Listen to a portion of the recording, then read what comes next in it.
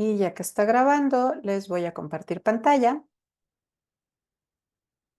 porque les decía, les preparamos una pequeña presentación.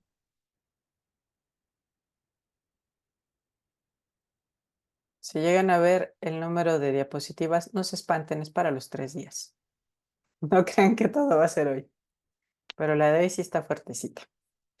Bien, pues les contamos. Para empezar, creo que es justo darles un poco el contexto. Así como nos reunimos cada martes con ustedes, también nos reunimos cada mes entre el equipo de supervisión y supervisoras, supervisores, comentamos cómo nos está resultando este semestre, cómo nos va con el proceso de acompañamiento a nuestras asesoras y asesores de CAPET. Y coincidimos en que la capacitación, pues de que la tienen cuando ingresan a los 4 meses, ya llevo dos semestres o 3 semestres en CAPET, pues bueno, hay cosas que pueden valer la pena repasarlas y hay elementos que a lo mejor en la capacitación no consideramos y son importantes hablarlos. Por eso construimos este pequeño programita que consideramos repaso porque también es probable que algunas cosas, si no las consideramos en la capacitación inicial, si no les tocó en su generación de inicio, a lo mejor las han visto en otros cursos, en alguno de sus módulos, porque además sabemos que quienes participan en CAPET son de estas personas bien listas, bien prestas para cuando salen cursos ProSAP, cuando salen congresos y que además coincidimos porque les encontramos en nuestros otros espacios y decimos, este nombre lo conozco porque le veo los martes. Sabemos que ustedes están prestas y prestos a aprender y con mucha avidez de buscar espacios, así que tenemos claro algunas cosas, si no las hemos presentado nosotras en nuestros espacios, seguro las han visto en otro lado. Pero hoy empezaremos con un breve repaso de etapas de la atención psicológica. El miércoles veremos PAP, primeros auxilios psicológicos. Y para el viernes, atención a casos especiales. Con lo que vamos a empezar con primeros auxilios psicológicos, verán que ya empezaremos con casos especiales, situaciones específicas que se nos presentan con usuarias y usuarios de CAPET y que vale la pena reflexionar cómo los abordamos. Pero hoy hablemos de las etapas en la atención psicológica en general. Sí, desde luego, vamos a partir de la visión de la TCC o CBT, si estamos revisando materiales anglosajones. Terapia cognitivo-conductual. ¿Por qué? Porque es, ya lo saben, el encuadre de CAPET considerado bajo terapia cognitivo-conductual, porque el plan de estudios está sobre todo dirigido a eso, es donde tenemos certeza de que ustedes se han formado con el plan de estudios que ustedes revisan en Psicología Suayet, pero además porque es el enfoque o escuela terapéutica que ha demostrado, sí, incluso por la misma estructura que tiene, es uno de los enfoques que más reporta, que más está documentando sus avances y hay muchos reportes que indican que tiene alta eficiencia en los principales problemas que ustedes se van a encontrar como licenciadas, licenciados en psicología al salir. Estrés, depresión, ansiedad, trastornos de personalidad, abuso de sustancias, trastornos de alimentación, terapia de pareja, algunos de los principales temas. No necesariamente quiere decir que con lo que ustedes están formando en licenciatura inmediatamente se puedan atender todos estos temas. Es parte de lo que hablaremos miércoles y viernes. Hay cosas que van a necesitar especialización, formarse un poco más, pero el arranque es muy bueno a partir de cognitivo-conductual. Y les decía, estos enfoques que más evidencia ha constatado la gente que se dedica a TCC más toma nota de lo que está haciendo y lo publica y sustenta que para evaluar e intervenir es un enfoque bastante útil. Y además la APA nos respalda con que es un enfoque que es muy útil, que es el primero que aprendes y de ahí como la mayoría de sus supervisoras y supervisores, la mayoría nos formamos en TCC y ya luego nos fuimos deformando en otras cosas conforme cada quien va escogiendo sus temas favoritos. Cuando estamos hablando de TCC, quisiera que consideren que estamos hablando de ciertos parámetros generales de cómo concibimos lo que la gente puede necesitar a nivel psicológico y cómo lo resolvemos. Estas son las ideas generales que quisiéramos ponernos de acuerdo. Se está analizando constantemente cuál es la relación funcional entre qué es lo que hace la persona que solicita la atención y lo que hay en su ambiente. Qué contexto se ha presentado para su conducta. Y esto sí, ahorita vamos a ver que tiene que ver también con las generaciones. Ahora ya vemos más el contexto.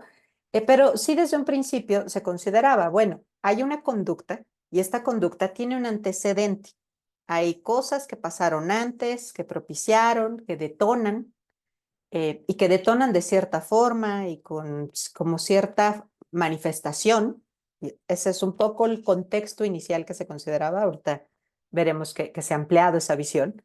Entonces se ejerce esa conducta problemática o que no termina de ser tan funcional y hay ciertas consecuencias. Y en las consecuencias hay malestar, hay algo que no me está permitiendo desarrollarme o vivir con bienestar. Entonces, si estamos recuperando la TCC, cuando hablamos de estos antecedentes, esto que pasa previo a la conducta, podemos considerar lo que son estímulos. Entonces, hay estímulos y hay una respuesta, que es esta conducta. Esta conducta es un evento que va a presentarnos diferentes elementos. ¿Qué está pensando? ¿Qué cogniciones se presentan en este sujete, que está mostrando esta necesidad de atención psicológica? Va a tener una reacción emocional y esto que cognitivamente y emocional se presenta también tendrá una manifestación en su cuerpo, también tendrá una manifestación fisiológica. Estas consecuencias a veces suceden de forma repetida y de alguna forma estas consecuencias a veces nos dicen la conducta que tú realizaste no es tan positiva, entonces deberías de hacer algo para eliminarla. Y entonces tenemos un tipo de reforzador. Necesito ahí que se vayan acordando que hay diferentes tipos de reforzador, o más bien esa conducta que realizo, lo que empezaba a ser molesto, lo aplaca un poco. Entonces es otro tipo de reforzador. El asunto es que las consecuencias que vivo después de la conducta problema o la conducta que me lleva a la atención psicológica, si no le queremos decir problema, esas consecuencias me van a reforzar a seguir haciéndolo o a decirme no, pero ¿por qué volviste a hacer eso? eh, Algo van a estar estableciendo y haciendo un conjunto entre esa conducta problema, el antes y el después. Y aprendo al respecto de eso.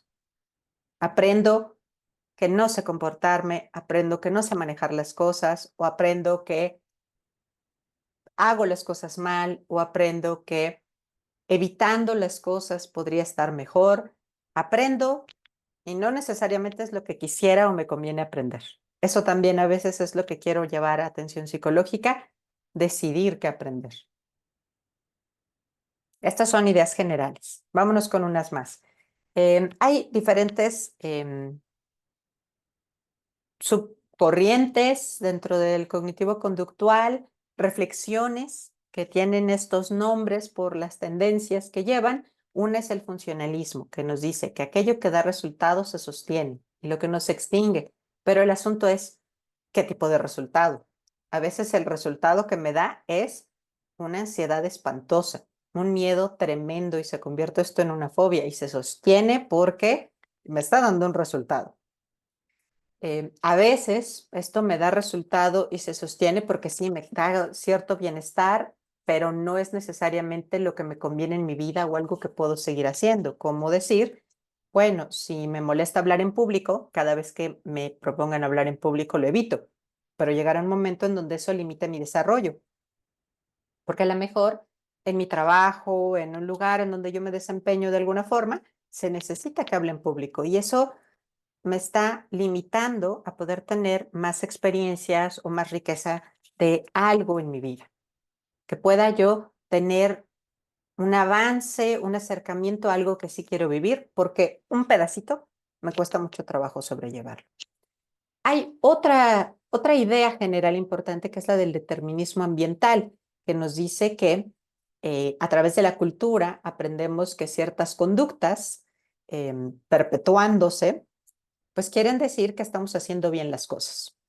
Aunque no tengan una gran explicación, aunque no nos detengamos mucho a reflexionar por qué, pero seguimos aquello que hemos aprendido, que nos han presentado como que es lo bueno por hacer o lo malo por hacer, sin que haya mucha reflexión al respecto. Y ahí es también donde podemos incidir, porque podemos ir contactando con qué de esos aprendizajes sí me quiero quedar y cuáles ya no me están funcionando. Habrá cosas que aprendí que ahorita ya no son útiles y entonces hay que aprender a romper con eso y reaprender cosas nuevas. Y hay un último punto que también podríamos considerar muy importante de la terapia cognitivo-conductual, que es el contextualismo, en donde aquí sí es mucho más importante organizar la secuencia de los eventos y entender que no nada más es que yo decido pensar, presentar ciertas emociones o que mi cuerpo reaccione de cierta forma, sino que mi contexto también coopera, también dicta cosas. ¿Ok?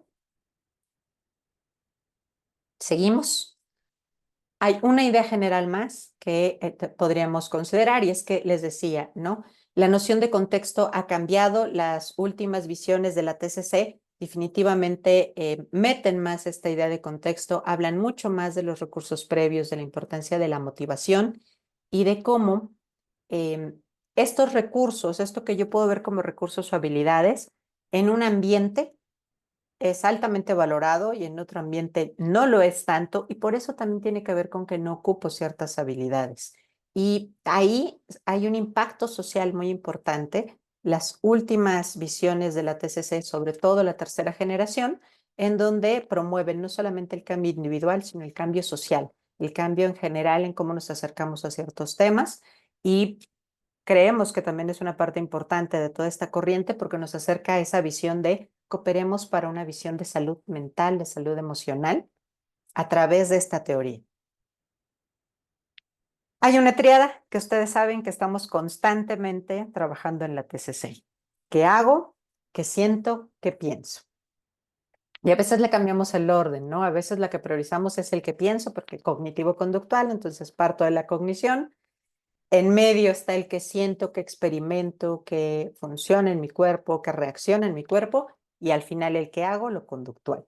Este va a ser una constante y a través de cambios en estos tres elementos vamos a poder también tener variaciones en la intensidad, la duración, la frecuencia y en los detonadores o aquello que mantiene la situación problemática. Esto casi siempre lo hemos hablado y sobre todo en las últimas plenarias lo hemos hablado mucho en función de las emociones. Y sí, en las emociones, bueno, es que es clarísimo que las emociones tienen su componente cognitivo, fisiológico y conductual y varían en intensidad, varían en duración, varían en frecuencia y tienen ciertos detonadores o ciertas em, características variables que las mantienen en una emoción desregulada. Lo hemos hablado mucho en las sesiones, pero saben, hay otros fenómenos, otros procesos en donde esto también aplica. No solamente es para las emociones y creemos que a veces se olvida un poco. Por ejemplo, digamos que la situación que le trae a la persona que quiere atención psicológica es dejar de fumar. Cuando está haciendo ese acto problemático de fumar, habrá cosas que piensa, habrá cosas que experimenta cuando le da el antojo del cigarrito o cuando lo está consumiendo o cuando dice, bueno, ya 2, 3 cigarros, ahora sí puedo regresar a lo que estaba haciendo. Hay una reacción del cuerpo y hay conductas que está realizando alrededor de todo esto. Y cuando estamos hablando de cambiar esta conducta porque dice, vengo porque quiero dejar de fumar, estaremos hablando de la intensidad de estas ganas de fumar, de la intensidad de este antojo del cigarro o de esta necesidad que se dice que tiene del cigarro. Y hablaremos de la duración entre consumir o no consumir el cigarro, de qué tanto tiempo deja entre cada fumada o entre cada cigarro, entre cada cajetilla, en estos intentos que a lo mejor tiene por dejarlo. Y habrá cierta frecuencia en el día y habrá detonadores a partir de los que dice, necesito, voy a bajar, este es el momento de salir por un cigarro. Y habrá cosas que le suceden quizás que están pasando en su medio, que cada vez que ha intentado dejarlo, de repente mejor sigue, mejor continúa. ese último cigarro que se vuelve el último cigarro de la semana y la siguiente semana vuelve a empezar. Aunque no estemos hablando de emociones, podríamos hablar de estas mismas variaciones en otro tipo de fenómenos. Por favor, no pensemos que solamente aplica para las emociones. Y ahora sí, empezamos con las etapas, ya que tenemos un marco de referencia que espero que sea similar, que espero que todos vayan entendiendo de la misma manera. Nos enfrentamos a la primera etapa de la atención psicológica, la entrevista inicial. Y ojo, aquí tratamos de señalar, por un lado el rapport y por un lado la alianza terapéutica, porque los dos empezamos a construirlos desde la primera entrevista, pero ojalá y apreciáramos que son un poquito diferentes. El rapport, entendiéndolo como esta necesidad de tratar de ser amables, de recibir, de hacer un ambiente seguro, tranquilo, pero que a veces tiene que ver con estos aspectos un poco más de convivencia, de cómo nos estamos enfrentando a la situación de hablar con otro ser humano, con otra persona. Pero veamos la alianza terapéutica un poco más amplio en qué tiene que ver con esas cosas ya más de contenido de nuestras sesiones y que sí, ambos los tenemos que considerar cada sesión. Lo construimos desde la entrevista inicial, pero tenemos que construirlo cada sesión. Y esto contempla, por ejemplo, que para la parte de rapport, claro, en la primera sesión tenemos estos gestos amables de preguntar, bueno, y no sé, llegas y dices, mi nombre es Alicia Ibet. Ah, ¿qué prefieres, el Alicia o el Ibet? ¿Cómo quieres que te diga? ¿Que no? No, pues a mí dígame Licha. No, ni Alicia ni Beth. Esos detalles que tienes que a lo mejor dices, solamente los tengo que tener la primera sesión. No, oye, si ves que a la tercera sesión te llega la persona y está así como despeinada, viene de la lluvia, algún comentario mínimo de, oye, ¿quieres tomarte unos minutos? Veo que quizás te mojaste llegando a donde estabas, quieres secarte, arreglarte un poco, buscar una manta o un algo para cubrirte, quizás tienes frío. Tener esos gestos de considerar que se esté en una posición cómoda, que, que a lo mejor siempre se te ha conectado, porque estamos hablando el contexto de CAPED, en donde trabajamos en teleterapia, siempre se te ha conectado con compu y un día le ves en celular y que está batallando, que no lo puede agarrar, que se desenfoca. Oye, ¿quieres que te dé un tiempo para que te acomodes? Quizás empezó esto como muy rápido. Si quieres, ubica tu espacio, ve si tienes algún lugar en donde puedas apoyar tu cel para que no estés toda la sesión con la mano aquí. Vas a acabar con un calambre. Esos gestos no solamente son de la primera sesión, empiezan en la primera sesión, pero cada cita es bueno revisar cómo está nuestro ambiente, cómo está nuestro escenario, incluso cuando el escenario de la persona que estamos atendiendo no lo podamos controlar del todo, pero tener esa atención es importante. Y aparte está la alianza terapéutica que también no demos por sentado que, ay, la primera sesión nos llevamos súper bien y luego en la tercera van 3 veces que le pregunto su nombre o que le digo un nombre equivocado. Aguas, ahí estamos descuidando esa parte del vínculo, de esta impresión de que estás poniéndole el máximo de tu atención posible. Desde la entrevista inicial y en el resto de las sesiones vas a también que desplegar tus habilidades de comunicación y terapéuticas. Y bueno, aquí no voy a detenerme mucho porque ustedes saben que en esto de las habilidades de comunicación tenemos que considerar varios elementos, la comunicación verbal, no verbal, aunque sea en teleterapia, estar haciendo gestos, hacer inflexiones de voz, tratar de llamar la atención, comunicar por medio de nuestro tono, buscar que a lo mejor nuestra respiración se haga más evidente cuando estamos hablando, cuando estamos ante el micrófono, para tratar de inducir, de contagiar de alguna forma, como lo podríamos hacer en el cara a cara, calmar la agitación que trae alguna persona, pero tampoco al punto de que se nos quede dormida, es algo que vamos a tener que estar practicando. Ser buenas conversadoras, ser buenos conversadores, pero además hacerlo con este toque terapéutico en donde muestro flexibilidad, trato de mostrarme empática, trato de mostrarle mi atención, Tengo cuidado cómo controlo o no controlo la sesión, qué tan directiva me estoy poniendo. Este tipo de cosas los vamos a tener que desplegar desde la entrevista inicial.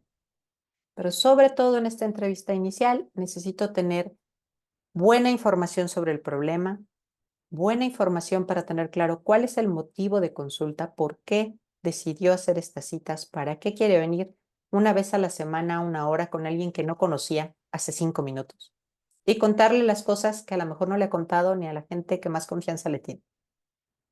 ¿Y qué es lo que espera de este proceso? Ese es el contenido tan fuerte que tenemos que rescatar en esta entrevista inicial. Y para esto creo que tenemos que detenernos un poco en ¿y cómo sabemos qué es eso que quieren?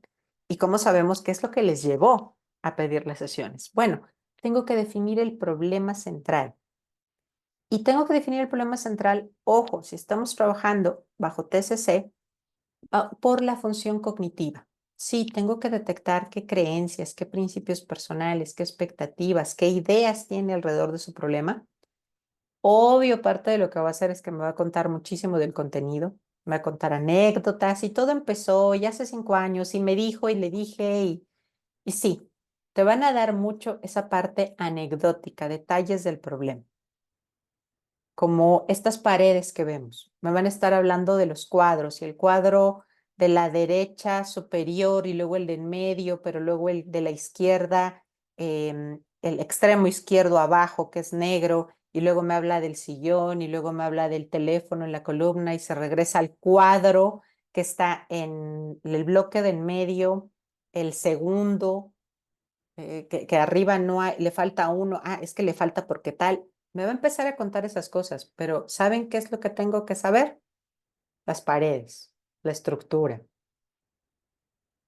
Aquí puedo estar viendo los cuadros y el sillón y la tele, pero lo que estoy viendo finalmente son dos paredes que, que tienen colores definidos, pero no son completamente sólidos, hay manchones, hay desgaste, y eso es muy importante, esa es la función que tiene el problema. No me voy a ir nada más, no puedo dejar que me distraigan a totalidad estos detalles de los cuadros y los muebles.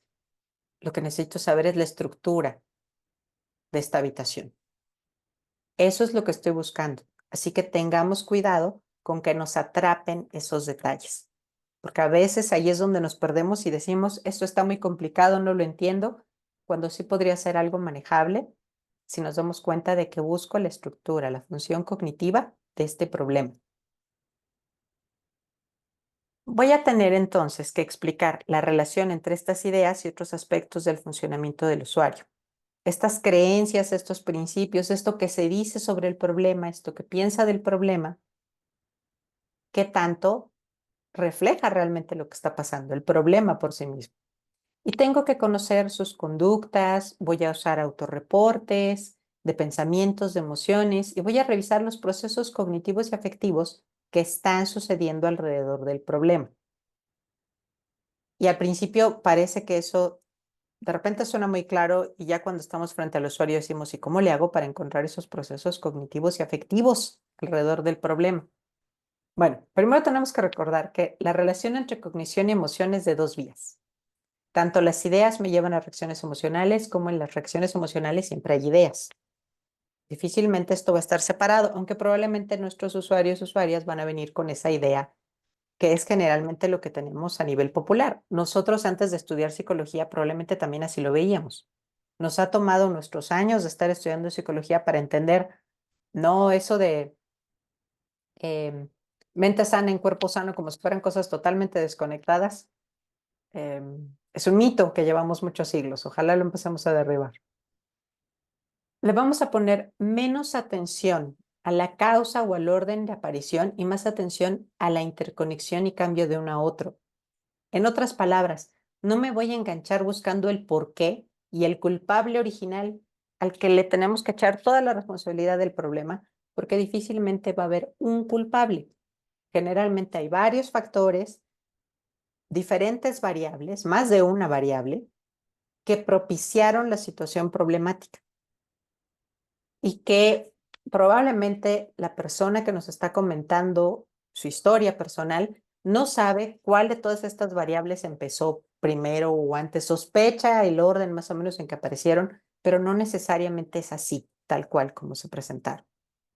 Así que más que tratar de ponerle ese orden cronológico, lo que importa en la TCC, porque no vamos a los porqués, al origen, esta experiencia malvada tuvo la culpa, nos vamos más bien a cómo las diferentes experiencias que actualmente tiene la persona que estoy atendiendo propician que se presente la situación problemática. ¿Ok? Si tomo en cuenta esto, entonces ya me estoy acercando más a la búsqueda de los procesos. También tengo que considerar, si estoy buscando los procesos, no tanto la cronología, sino cómo se conectan las diferentes experiencias de la persona y la situación problemática, hay que reconocer cuando se presentan los cambios. Y esto incluye, ¿hubo un momento de la vida en que no se presentaba el problema? ¿Cómo era la vida cuando no se presentaba el problema? Y cuando se empezó a presentar el problema, ¿en qué cambió la vida? Y recordarme eso, porque a veces yo también, como psicólogo a cargo del caso, me empiezo a angustiar porque digo, su vida iba bien y luego pasó esto. ¿Y ahora cómo hacemos para que vuelva a cambiar? Para empezar, nos calmamos sabiendo que ya cambió una vez. Puede volver a cambiar y va a volver a cambiar. Y luego, si estaba bien la vida, llegó la situación problemática y vuelve a estar bien, me preparo porque en algún momento va a volver a estar mal. Porque si ya hubo cambio, puede volver a haber cambio. Y a veces nos atora esto de, pero es que la vida iba bien y luego pasó esto y ya todo se echó a perder. Esto es irreversible. Bueno, tomémoslo también como nos dice la TCC. No estamos esperando regresar en el tiempo y no somos máquina del tiempo en psicología para regresarnos a antes de que todo se fuera al suelo. Pero este cambio, esta cosa que pasó en la vida, en esta parte de la vida se puede reconstruir. Podemos recuperar, podemos crear algo nuevo. Esto de irreversible probablemente nos entra porque no puedo borrar lo que ya pasó y que me ha comentado y que es muy significativo, muy pesado para la persona vivirlo. Pero el recuerdo sí se construye y puedo construirlo de diferente manera de aquí en adelante. Puedo construir otra forma de pensar en ese pasado. No lo voy a borrar, no lo voy a desaparecer. Y probablemente de alguna forma pueda seguir doliendo, pero sí podría ser que duela diferente, que se manifieste ese dolor diferente y no impida que disfrute lo que sí está sucediendo en su presente. Si yo me enfoco en eso, es más probable que vea las posibilidades ante la vida del usuario, de la usuaria, a que solamente me quede atorada en esto es muy difícil y yo no lo voy a poder manejar. Porque aquí es donde a veces nos bloqueamos y decimos, no, es que este caso está, lo que le pasó fue muy terrible, esto no tiene solución. Y a lo mejor nosotros sí podemos acercarle un poco a que vaya encontrando esa solución. No necesariamente que nos vaya a tocar a nosotros el proceso completo, pero podemos poner ese granito de arena que poco a poco le va a llevar a vivir diferente esta cosa que le pasó en la vida. Entonces, no voy a cambiar el contenido, no voy a cambiar que vivió violencia, no voy a cambiar que tuvo una experiencia traumática. No voy a deshacer eso. Pero si me voy moviendo entre las cosas específicas que le pasaron y el ámbito general de dónde le sucedió esto, o al revés, me voy de lo general a lo específico, de lo que estuvo pasando, lo que estuvo experimentando, a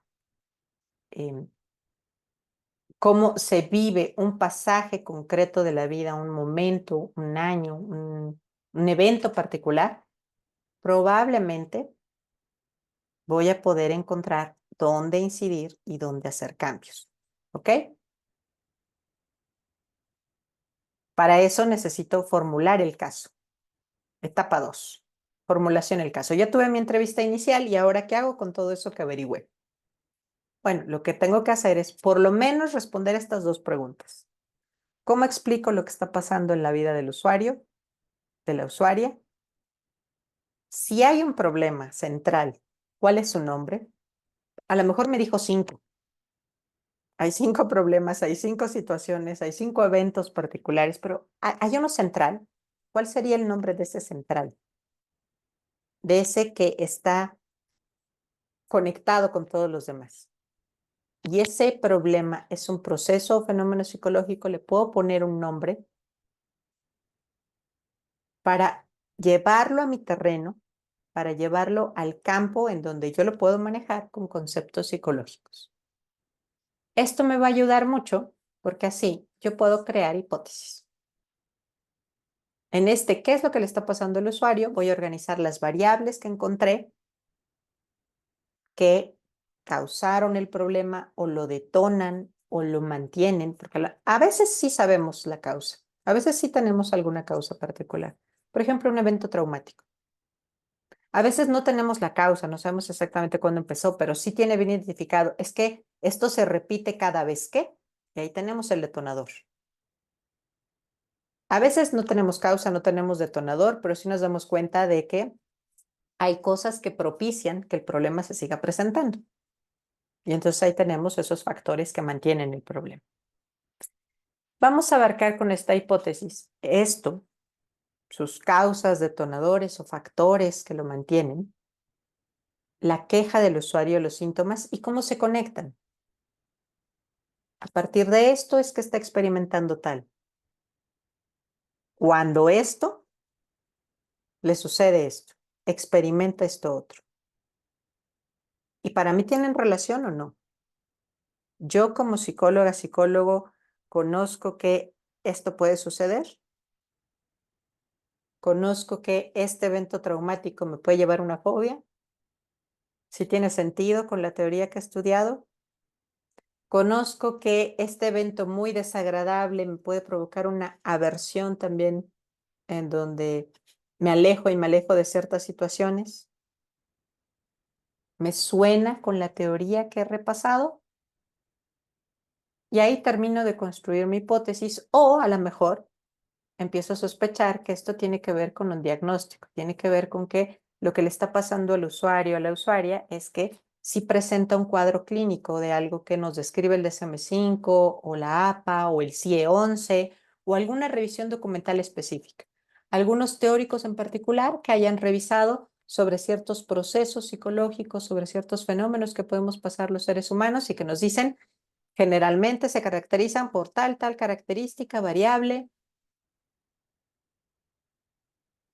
La violencia, por ejemplo, no necesariamente va a ser un diagnóstico que saquemos del DSM-5, del CIE o de la APA, pero sabemos que hay muchos autores, muchas autoras que nos explican cómo se da muchas veces el proceso de violencia o de los diferentes tipos de violencia y de repente nos damos cuenta de esto que me están contando tiene que ver con este tema en particular. Y ahí me explico qué es lo que le está pasando al usuario o la usuaria. También puede pasar que si lo que tengo es un despliegue, una descripción muy amplia de la historia del usuario, de cómo surge, cómo se mantiene el problema, qué elementos variables hay alrededor del problema, variables que tienen que ver con la persona que estoy atendiendo, variables que tienen que ver con el ambiente, variables que tienen que ver con el desarrollo del problema en 1 año, 2 años que ha persistido, o con el funcionamiento de la vida. Y tengo esos cimientos generales descritos por esta entrevista inicial sobre la situación problemática. Y entonces me podría explicar qué es lo que está pasando con mi usuario o mi usuaria, qué proceso o fenómeno psicológico se presenta. A veces lo que sucede es que es demasiada información. Entonces podemos usar diferentes estructuras, diferentes organizaciones de información para ponerle orden, poderlo visualizar con mayor claridad y entender un poco nuestras propias notas. Un ejemplo es usar este esquema de Goldfried-Sprafking, EORC, entendiendo la E como los antecedentes, que pueden ser intrapersonales o ambientales, la O como las variables organísmicas, estas manifestaciones a nivel biológico, conductual, afectivo, cognitivo o aspectos sociales, étnicos, culturales que se manifiestan al presentarse el problema, la respuesta que le doy a ese problema, a esas variables organísmicas y finalmente la consecuencia, esos efectos que puede haber hacia mí, con mi ambiente, con las personas como lo desenvuelvo, con mis contextos. Esa podría ser una forma de que podríamos organizar. Nosotros les proponemos, a partir de ese esquema, esta propuesta que nos hacen Nesu y Nesu desde el 89, que es el mapa clínico de patogénesis, que recupera bastante, ¿no? Tenemos de nuevo al centro las variables organísmicas, qué le sucede a la persona cuando se presenta el problema a nivel conductual, afectivo, biológico, social, los mediadores de respuesta, los moderadores de respuesta que me llevan a cierta sintomatología asociada al problema, pero también tengo variables antecedentes que tienen que ver con cosas de la historia de vida, del ambiente, desencadenantes particulares que suceden en su presente, en situaciones, contextos en los que ahorita interactúa, variables distantes en otros momentos de su vida, experimentó algo similar y cómo sucedió, y por último, consecuencias. ¿Y qué pasaría si ese problema sigue y no se atiende? ¿Podría haber riesgos? Puede haber ganancias, puede haber beneficios que esté teniendo. Y ya que tengo ese análisis general, es mucho más fácil que yo pueda pasar a la siguiente etapa.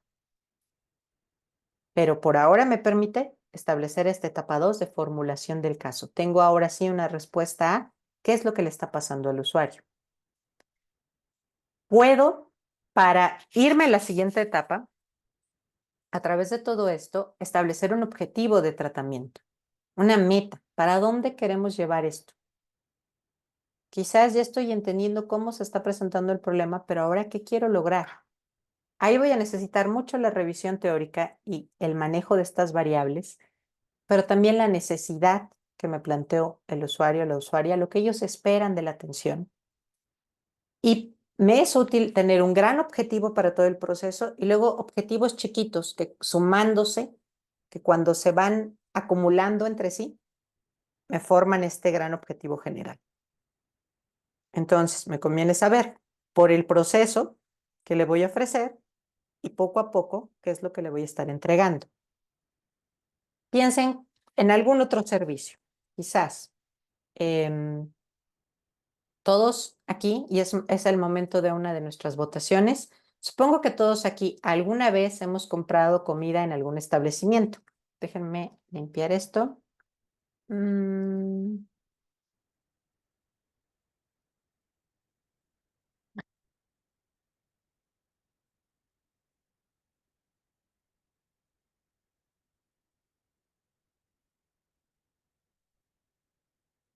Ay, no me deja quitar las reacciones.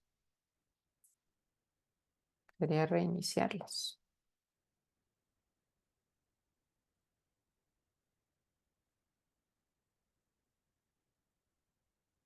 No sé si la maestra Edith, si le aparezca porque me desapareció el... No, no se ve nada extraordinario ni nada que obstaculice la Ay, vista de la presentación. ya me dejó quitar las reacciones, que había una palomita y Ah, ok. quería quitarla, ya me Distraída. dejó.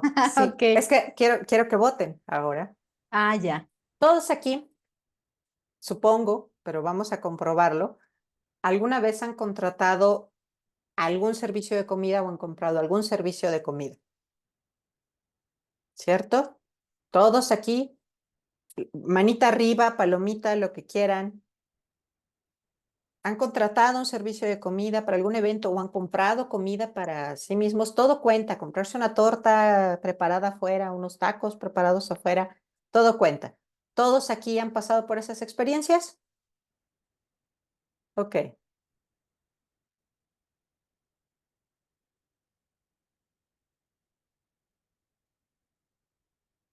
bien. Es una experiencia común. Ahora, cuando ustedes han hecho este proceso de comprar comida, ustedes saben al final al final, cuando ya se cumplió lo que estoy contratando, ¿qué es lo que van a recibir, no? O sea, si ustedes pidieron 5 tacos al pastor, esperan 5 tacos al pastor. Si ustedes pidieron una torta preparada, discúlpenme por crearles hambre, lo lamento mucho. Es únicamente para el ejercicio. Sabemos que ese es el resultado final, ¿cierto? Y en medio uno tiene a veces ciertas expectativas. Vamos a ver esos objetivos instrumentales. Uno quiere que poco a poco te vayan preguntando cosas. Vamos a tomar los ejemplos clásicos de la torta o el taco. Uno quiere que le pregunten si va con cebolla o no, porque a lo mejor lo quiero sin cebolla. Y uno está esperando la pregunta. Uno quiere que le pregunten de qué salsa, de la que pica o no pica, porque o sí de la que pica o no, no, no, porque la gastritis y uno está esperando ese tipo de cosas. Esos pasitos poco a poco hasta que llegas con tu gran plato de tacos. O en la torta, tú quieres que te pregunten lo mismo, ¿no? Con cebolla, con jitomate, em, chiles jalapeños en rodajas o chiles adobados o toreados. Uno está esperando esas pequeñas cosas. Piénsenlo así. Esa torta, ese taco al pastor, y eso es una forma enganche para que nunca se les vaya a olvidar. Esa es mi meta de tratamiento, ese es mi objetivo general. Y esos pasitos en donde yo voy cuestionándome si la cebolla, si no, si queso, no, de cuál queso, de cuál salsa, esos son mis objetivos por sesión. Al interior del proceso, en lo que escogen, es más tortilla, masa azul o de la tortilla regular, doble tortilla, esos objetivos pequeños, esos pequeños pasitos para construir el taco son mis objetivos sesión a sesión. Para poder llegar a ese gran plato final, yo necesito esos pasos intermedios que se van sumando, se van juntando. Lo interesante va a ser que lo pasemos a fenómenos psicológicos, como cuando hablamos de lo que quiero al final es regulación emocional. ¿Y qué necesito para tener esa regulación emocional? Necesito lo que ustedes me van a ofrecer en la sesión 1, que con la sesión 2, que con la sesión 3, que con la sesión 4. Y ya cuando lo junto todo, digo, ahora ya sé regular mis emociones.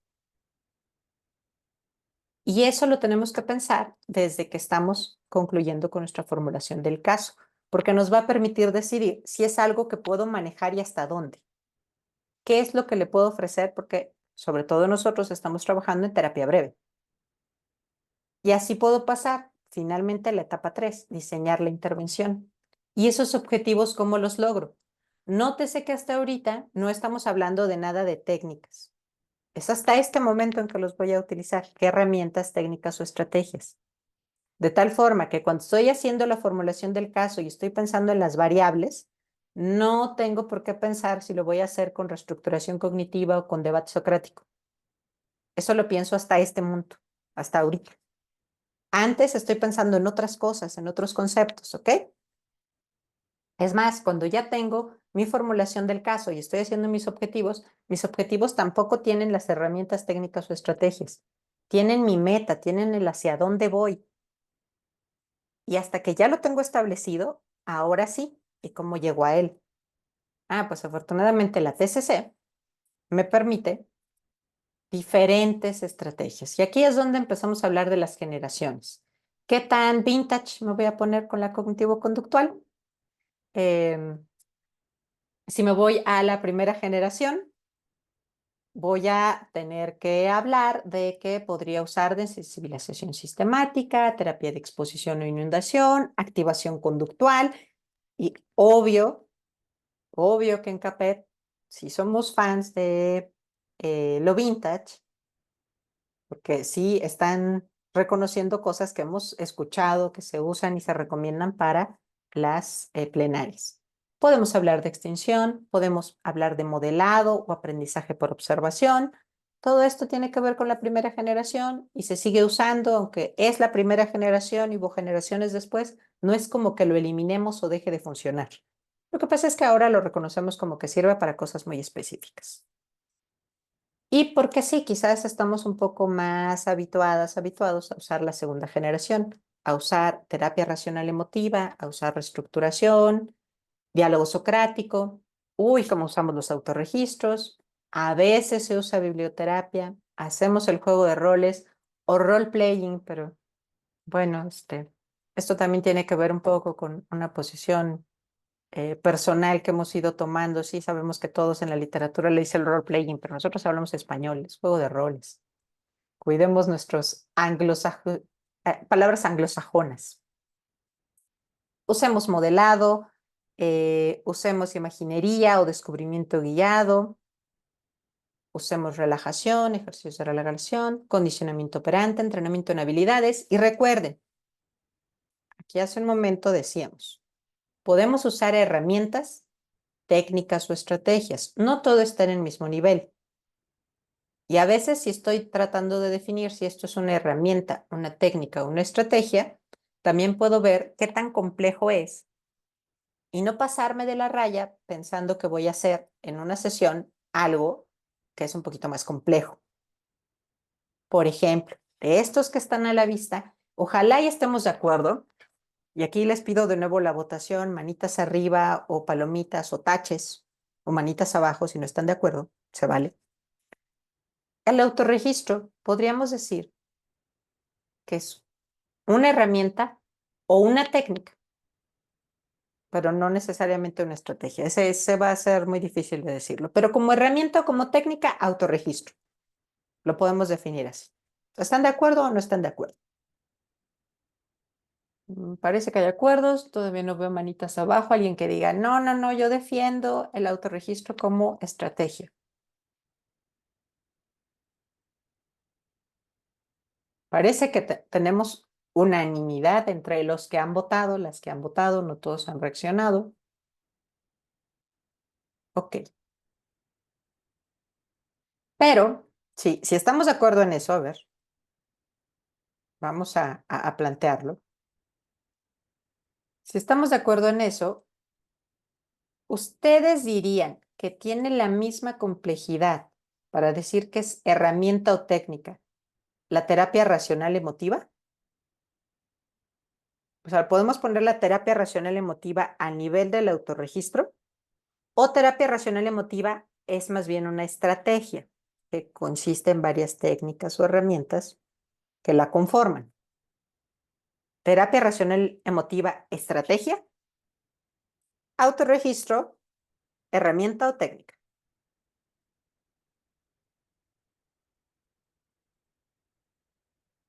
¿Lo están pensando? ¿Están escuchando la comparación? Terapia racional emotiva como estrategia, autorregistro como técnica o herramienta. Diferentes, ¿no? Entonces, si la terapia racional emotiva estuvieran de acuerdo que es una estrategia y ojalá lo pensaran también de la reestructuración cognitiva y ojalá lo pensaran también del diálogo socrático y ojalá lo pensaran también del modelado y ojalá lo pensaran también del entrenamiento en habilidades, quizás necesitan esas cosas que acabo de mencionar más de una sesión, porque son estrategias y al interior tienen varias técnicas, tienen varias herramientas. Entonces, en una sola sesión querer abarcarlo y decir, ya lo hice, ya lo usé, ya tache y vámonos a lo que sigue, quizás es que no le estoy dando la importancia necesaria. Y todavía hay más. El entrenamiento de inoculación al estrés. Yo le pondría el nivel de estrategia. Psicoeducación, respiración, autorreforzamiento, le pondría a nivel de técnica. Exposición, le pondría a nivel de estrategia. Autoinstrucción, lo pondría a nivel de técnica. Entrenamiento en habilidades de afrontamiento, entrenamiento en solución de problemas, lo pondría a nivel de estrategia. Bueno, la autoinstrucción y el autorreforzamiento también podrían ser herramientas, pero vemos que tienen diferente complejidad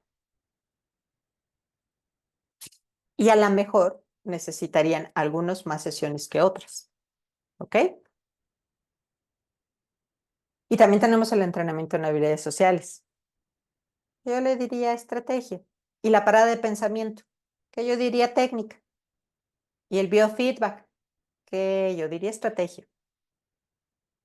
Y además, para dominarlos, para poder saber que los entendió bien el usuario o la usuaria, también necesitará cierta repetición, porque cognitivo-conductual, aprendizaje y reforzamiento, insistencia, persistencia, dominio de habilidades, necesitamos también cierto tiempo. Entonces, a lo mejor habrá cosas que ocupan más de una sesión. ¿Ok? No es que con 20 minutos pueda decir ya quedó esto súper consolidado y establecido. Y esto se pone todavía más complejo cuando hablamos de la tercera generación, que en CAPET propiamente no lo ocupamos, pero ahorita lo vamos a mencionar para saber qué no vamos a ocupar tan a la ligera, para saber qué no, si con la segunda generación estamos reconociendo que a veces nos vamos un poco a la ligera, queriendo hacer reestructuración cognitiva en una sola sesión, así de bote pronto, mindfulness en una sola sesión, no lo sé. Decir que quiero aplicar terapia dialéctica comportamental, terapia de aceptación y compromiso, sistemas de psicoterapia y análisis cognitivo comportamental, psicoterapia analítica funcional o terapia de pareja integrativa comportamental, así de una, híjole, no lo sé. Y yo creo que bajo la noción de que esta tercera generación amplía la visión y considera el contexto y otras variables, tenemos que reconocer también que tiene otra complejidad.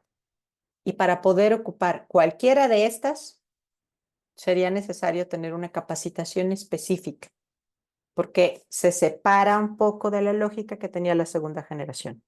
Y entonces tendríamos que apreciar esas diferencias. Quienes se quieran seguir por tercera generación, perfecto. No todos se tienen que deformar a otros enfoques. Si se quieren seguir en TCC también está muy bien, pero hagamos lo mismo en cualquier otro enfoque o en tercera generación. Démonos tiempo para formarnos, para entrenarnos y ojalá tener casos supervisados bajo estas estrategias que tienen su nivel de complejidad y poder usarlos de la manera más eficiente y más respetuosa para lo que fueron construidas. Y podamos pasar a la siguiente etapa, evaluación. Evaluación que lo tengo que hacer cada sesión, cada sesión. ¿Cómo saber que está funcionando la intervención? ¿Y cómo detecto que es momento de terminar con la intervención? Que es la pregunta de, ¿y cómo sabemos que ya está listo, lista para irse? ¿En algún momento estará listo, lista para irse? ¿O esto se volverá un proceso eterno del que nunca va a poder salir? De entrada, queremos recomendarles que, y esto ya se los hemos dicho en algunas ocasiones en las plenarias, pero quisiera insistirlo. Si nosotros queremos hacer una buena evaluación sobre la marcha de cómo está funcionando la intervención, lo podemos hacer desde el inicio cuando preguntamos, ¿cómo estás? ¿Cómo estuvo tu semana? Y darnos cuenta que cuando le pregunto, ¿cómo estuvo tu semana? Ya abrí una caja de Pandora que no sé si voy a poder cerrar. Porque si yo le pregunto cómo estuvo su semana, me va a contar de todo y me puede contar cualquier cosa, incluso aquello que no tiene que ver con mis objetivos, con mis metas, con las variables organísmicas que ubiqué. Porque yo le hice la pregunta así, ¿no? Amplio de, ¿y cómo estás y cómo estuvo tu semana? Y entonces abrí la caja y sale lo que sea y me lo presenta y va a querer que yo haga algo al respecto, aunque mi plan era otro. Y sí, habrá ocasiones en que tenemos que hacerlo, porque hay cosas que nos pasan en ciertas semanas, que es lo que esperas es que llegues con tu psicólogo o psicóloga y te contenga. Pero no siempre. A veces no son esas cosas de ese nivel, sino simplemente que me hicieron una pregunta demasiado amplia y yo me voy a ir desbordada por todos lados. Pues, ¿qué tal si me preguntaran, ¿cómo estás? ¿Qué tal tu semana en relación a el manejo de emociones? ¿Qué es lo que estoy trabajando contigo? ¿Qué tal? ¿Cómo está tu semana? ¿Cómo estuvo tu consumo de cigarrillos en esta semana? Concreto sobre lo que estoy trabajando.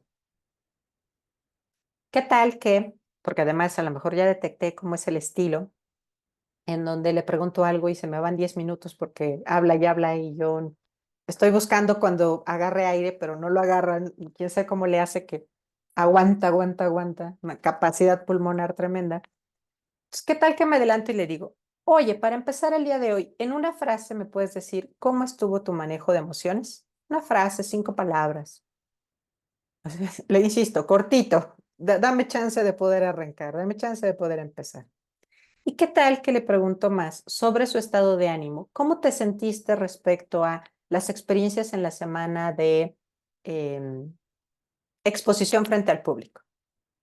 No le estoy preguntando, no le estoy pidiendo que me cuente el detalle de ella. Entonces me pidieron que hablara y yo dije y fue, y me cuenta así paso a paso.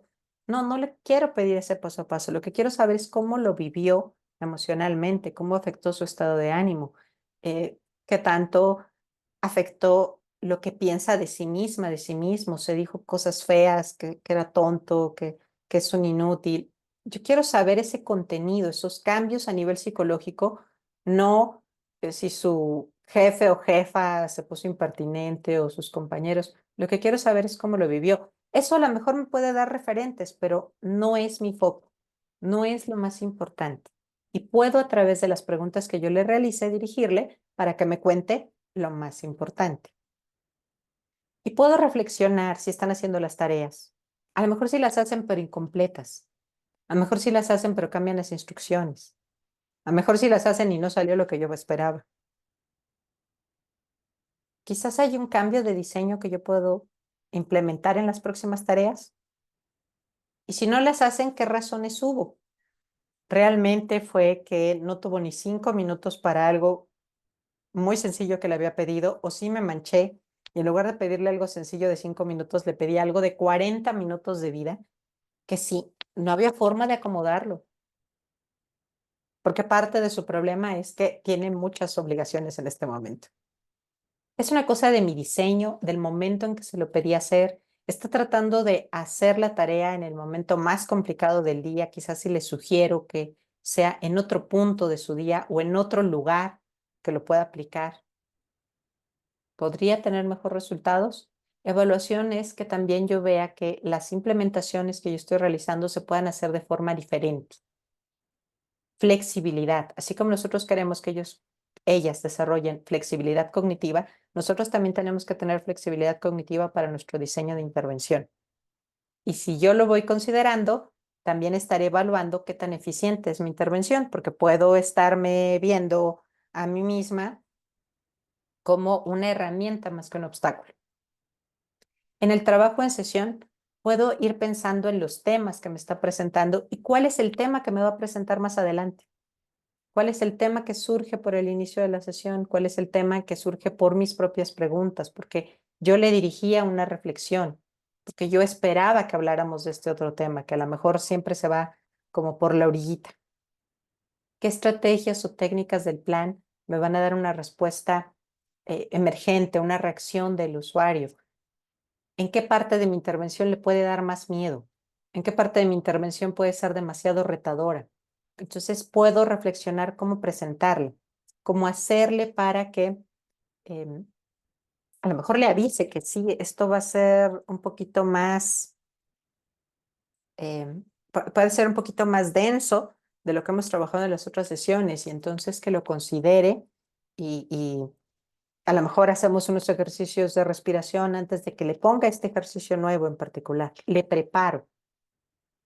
Y siempre en las sesiones hago un resumen, hago una retroalimentación de lo que pasó, de lo que observé, de lo que creo que puede pasar. Me adelanto un poco a las dificultades que se pueden presentar para hacer su tarea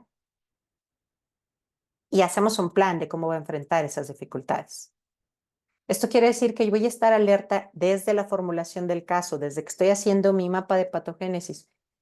¿Qué obstáculos se podrían presentar? ¿Qué me puede decir? Por esto no hice, por esto no avancé, por esto no hice un cambio. Y cuando estamos observando cambios, ¿cómo los observamos? ¿Qué tan seguidos se presentan? ¿Qué tan intensos? ¿Qué tanto duran? ¿Tienen que ver con la intervención? A veces el problema también somos nosotros, ¿eh? Que estamos esperando un cambio así de que ya no haga esto. No sé, hay que tener paciencia. A lo mejor si no lo hizo en 5 minutos y antes lo hacía cada 3, pues ya le subió 2 minutos y 2 minutos son 2 minutos. Ya aguantó un poco más. Quizás yo no estoy valorando ese cambio. Primero tengo que estar muy atenta si el cambio realmente pasó o yo lo estoy minimizando. No, pues que nada más le subió 2 minutos. 2 minutos no es nada, no es como si realmente hubiera hecho algo diferente. Una persona que a lo mejor un tema lo tiene obsesionado, obsesionada, y en lugar de pensarlo, o en lugar de hacer una pausa de pensarlo por 3 minutos, lo hizo 5, ya son 2 minutos más de no estar pensando en esto que le atormenta. Reconócelo, obsérvalo. Esa es nuestra tarea, ser ese ojo extra, esa observación adicional que no está sesgada y que dice 2 minutos son 2 minutos, oye. Hace una semana esos 2 minutos no los hacías. Ahora sí, 5 minutos sin pensar en el problema. Antes eran 3. Velo, lo estás haciendo, está habiendo un cambio. Ahora hay que cuidar que ese cambio tenga relación con el trabajo que está haciendo el usuario o si se debe a factores externos y que tanto lo podemos ocupar o más bien tenemos que concentrarnos en que estos cambios tengan que ver con él o con ella. Se los compartíamos a muchos de ustedes que ya son generaciones pospandémicas. Durante la pandemia nos pasó y fue súper obvio que muchas personas que tenían cierta ansiedad por el contacto social nos mandaron a resguardo en casa y el problema desapareció y ya se querían ir. Y nosotros pensando, porque además pues así era el momento, ¿no? Y nos decían, en un mes vamos a volver, en 2 meses vamos a volver, en 3 meses vamos a volver. Y queríamos, no, no te vayas, porque en 3 meses vas a volver y va a volver el problema. Y bueno, a lo mejor algunos tardaron un año en regresar, pero al año en regresar también necesitaban esas habilidades para que el problema de la ansiedad por estar en contacto social no volviera así de golpe. El cambio no se debía a que nosotros hicimos un trabajo súper eficiente en 3 semanas. Se debía a que ya no estaban expuestos al contacto social porque ya estaban trabajando desde casa, entonces ya todo bien buena onda. Ya no estaban ante esas situaciones que les causaban estrés, ansiedad, malestar. Pero teníamos que ser muy observadores de que no era porque en esas 3 sesiones hicimos un trabajo maravilloso. Tenía que ver con que ya no estaban expuestos a esos eventos. También hay que estar muy atentas, muy atentos a que puedan presentar una reacción negativa a partir de la intervención. Sí, siempre los cambios son retadores, pero además algunos en particular no los estamos midiendo muy bien y estamos exigiéndole o esperando algo del usuario, de la usuaria para lo que todavía no está listo, no está lista. Porque a lo mejor nuestra meta estuvo medida o estuvo tasada demasiado larga, demasiado alta, cuando no estamos dándole el tiempo suficiente. A lo mejor el asunto es que sí hay cambio, pero los usuarios no lo están viendo. Y es nuestra labor hacerlos ver. A lo mejor nosotros sí estamos reconociendo, oye, antes solo aguantabas 3 minutos, ahora 5. Y ellos son los que dicen, no, pero 2 minutos no son nada, eso no es ningún avance. Nosotros tendremos que argumentar por qué sí lo es, por qué antes no sucedía y ahora sí sucede, y a eso nos permite amplificarlo. Tenemos que estar muy atentas, muy atentos a si están motivados o no. Y recuerden, una persona además con indicadores depresivos elevados es mucho más probable que se desmotive. ¿Por qué? Porque entra su pensamiento negativo, desesperanza, y ese mismo síntoma le lleva a decir, yo no tengo remedio. No nos puede caer de sorpresa que empiecen a desmotivarse cuando sabemos que es parte de su sintomatología. Tenemos que prepararnos para el momento en que eso suceda, cómo lo voy a manejar. Y entonces sí me puedo ir a la última etapa, el cierre del proceso. ¿Cómo manejo mi última sesión? Y hacer mi plan. ¿Cuándo decido el cierre del proceso? Sí, a veces es por el número de sesiones. Sí, nosotros les sugerimos que sean de 6 a 8 sesiones, pero se los hemos dicho, tampoco está escrito en piedra. Esperamos que sean de 6 a 8 sesiones, pero si sus usuarios, sus usuarias necesitan un poco más de tiempo, un poco más de sesiones para irse más estables, tómenlo.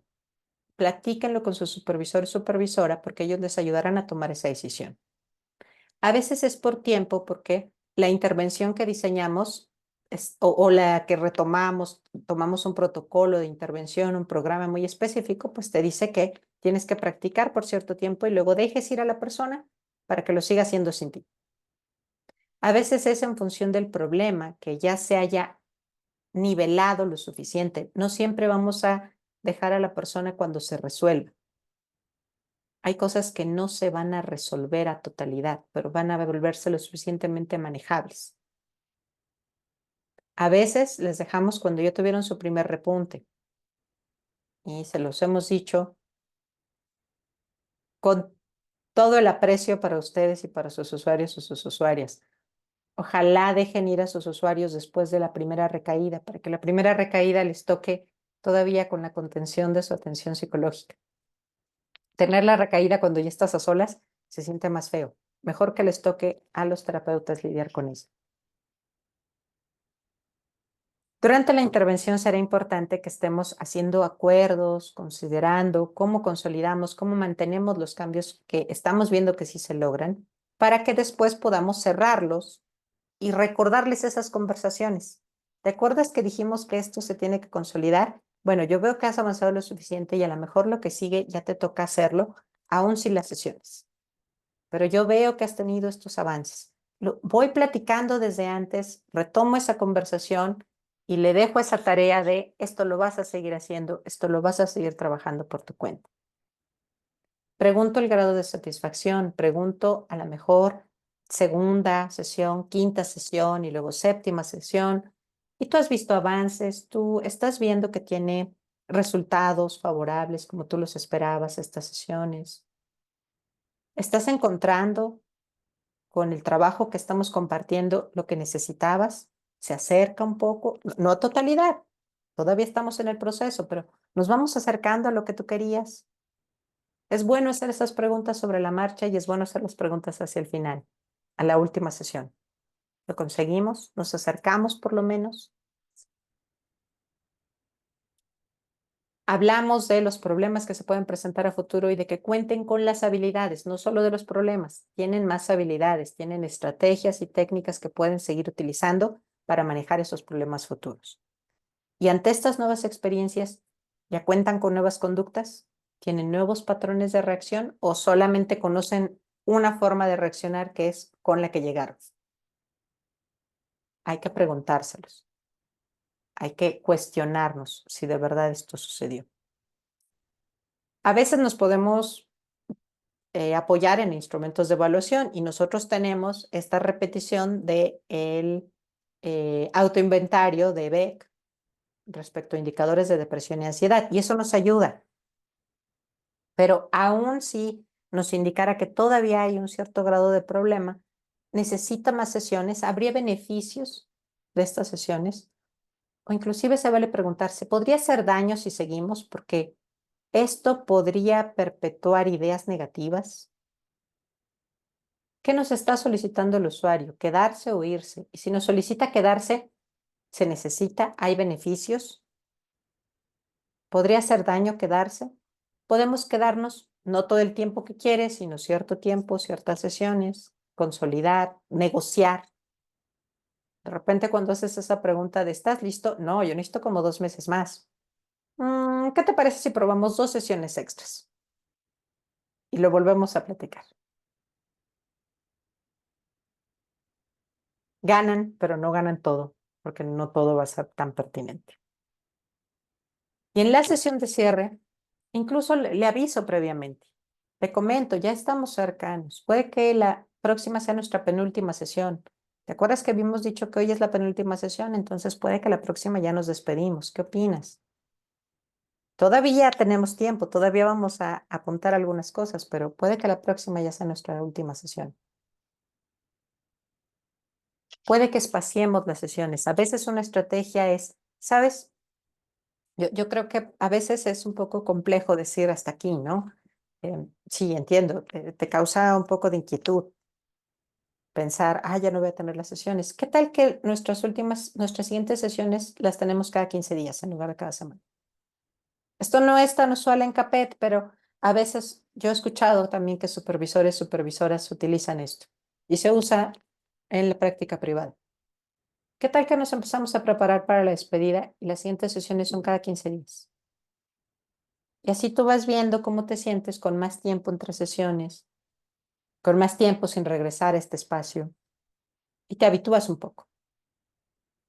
Hay que reconocer si hay dificultades particulares, si se está sintiendo rechazada, rechazado, que lo abandonamos o que ignoramos alguna necesidad.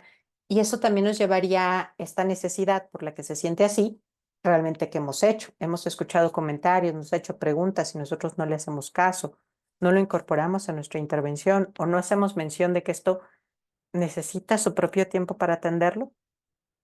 Podemos argumentar muchas cosas ante otros temas a lo mejor que me traen.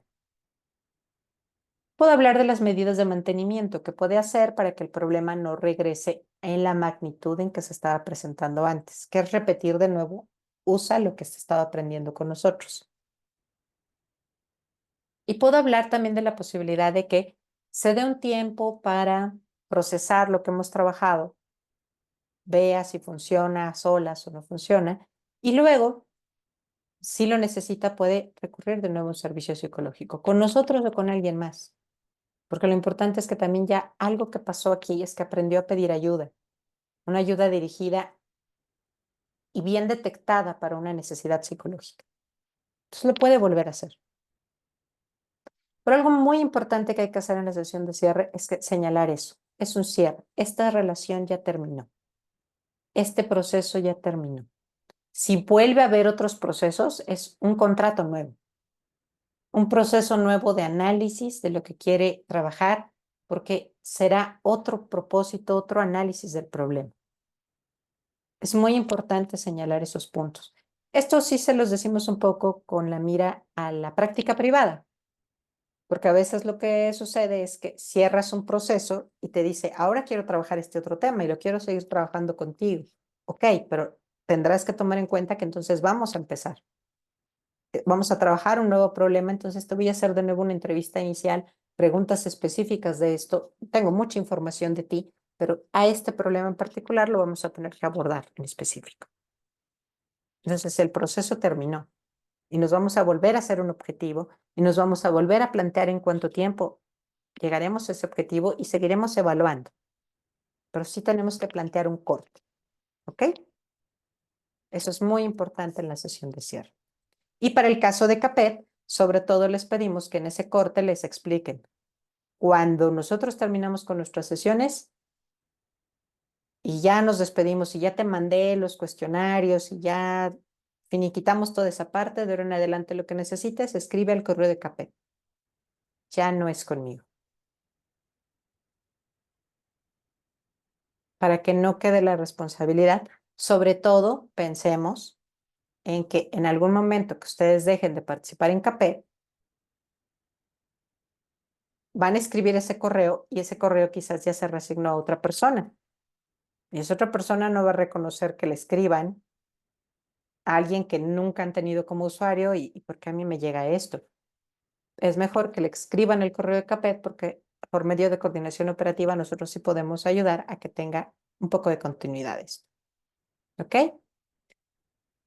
¿Qué necesitamos además en esta sesión de cierre? Reflexionar sobre el proceso, valorar los resultados, qué funcionó, qué no funcionó. Se vale que digan, eso de la respiración profunda, nunca lo pude hacer, no me funciona. Ok, no es para todos, pero a lo mejor hay otras estrategias que puede usar. ¿Para qué queríamos la respiración profunda? Para que disminuyera los indicadores fisiológicos elevados. ¿Qué otra cosa le enseñé? ¿Qué otra cosa le presenté que le sirva? Si la respiración no le funcionó, seguro se utilizó alguna otra técnica o estrategia. Que la utilice. La respiración profunda no es para todos. La reestructuración cognitiva tampoco es para todos. Habrá quien diga, no, pues eso no me gustó, yo más bien estoy pensando en esto de la imaginería dirigida, ese sí me encantó. Bueno, hazlo de esa forma. Reconocer qué le funcionó y qué es lo que va a utilizar en la recaída. Hay que normalizar las recaídas. Así es la vida. Estamos arriba, abajo, subimos, bajamos. Así es esto. Entonces hay que prepararnos para cuando nos toquen esos momentos de bajón. Medir los riesgos y tener un plan para manejarlo. Podemos tener claro próximos retos porque a lo mejor hay cosas que evidentemente en la vida nos pueden suceder. Esto se hace más obvio cuando estamos trabajando con personas que están en maternidad, en paternidad, porque, pues bueno, dependiendo de la edad que tengan sus hijas, hijos, hijas, sabemos que viene la adolescencia, viene la adultez, la independencia, viene ese intento de independencia y que algo salga mal y vuelva a casa, viene que ya son independientes, autónomos y toman decisiones y no nos gustan. Vienen muchos retos adelante y a veces el ciclo vital nos lo dicta. A veces otras cosas son simplemente de los mismos procesos. Si no estamos bajo un enfoque en donde puede haber maternidad, paternidad, podemos hablar de que en los trabajos igual, no siempre hay altibajos, hay momentos en donde las instituciones o las empresas están en riesgo, en quiebra, en problemas, en críticas, y entonces, ¿cómo se va a enfrentar uno a ello? Nuevos problemas, nuevos procesos, pero podríamos utilizar las mismas estrategias y técnicas de alguna forma. Puedo trasladarlos, usarlos. A veces necesito escucharlo para tener ese permiso de usarlos y si no, no se me ocurre que puedan ser útiles. No se me ocurre que los puedo ocupar. Necesito que me lo digan explícitamente. Y bueno, hasta aquí la presentación. No sé si quiere agregar algo la maestra Edith, algo que se haya escapado. No, nada, está todo bastante, estaba observando precisamente lo que comentaba al inicio la profesora Alicia, es que uno va observando, ¿no? La disposición, de quien tiene su cámara prendida, y yo pensaba, ¿no? Quizá algunos están como, bueno, es que esto ya, se supone que ya lo sabemos. Sin embargo, ahorita que estaba exponiendo la maestra Alicia, recordé que uno de los mayores conflictos o dificultades que hay al momento de comenzar con un diseño de intervención es precisamente en este paso entre elaborar el mapa de patogénesis, que se identifican todas estas variables importantes, y comenzar con el diseño de intervención. Sucede que a veces llegan con un diseño de intervención en donde enlistan una serie de técnicas y estrategias, y cuando se les pregunta esto con qué va relacionado, no tienen idea. Simplemente vieron que había sintomatología, por ejemplo, de ansiedad, e inmediatamente dijeron, ah, respiración, ¿no? Para los síntomas. Un ejemplo. Y no, todas estas técnicas que enlistó, que son bastantes técnicas y estrategias que enlistó la profesora Alicia en cada una dentro de su época y dentro de su, digamos, periodo, que es la primera generación, la segunda generación, etcétera, tienen todo un marco teórico y metodológico que ustedes deben atender antes de proponer una técnica o estrategia en un diseño de intervención. Deben conocer esta base teórica y metodológica. ¿Por qué? Y también lo decía la maestra Alicia, no a todos les funciona, por ejemplo, la respiración. Hay usuarios que de plano, por ejemplo, yo soy una de esas, el mindfulness nomás no. Y no es que no necesite a lo mejor regular ciertos mecanismos o procesos cognitivos o conductuales que el mindfulness puede desarrollar o activar en algunos pacientes, sino que simplemente esa estrategia hay usuarios para las que es muy difícil, complicado por su propia individualidad, ¿no? Y también por lo que hay alrededor en el contexto del problema, en el contexto del caso en específico.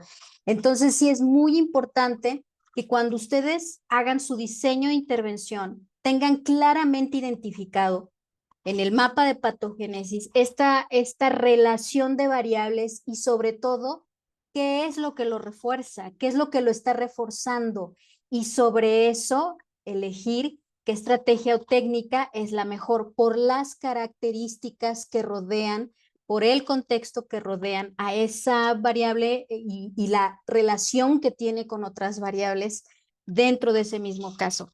Y lo que sucede la mayoría de veces es que durante las prácticas o durante la carrera han oído hablar de manera muy superficial de X, Y, técnica o estrategia y suponen que entonces esa va a servir para lo que suponen que es.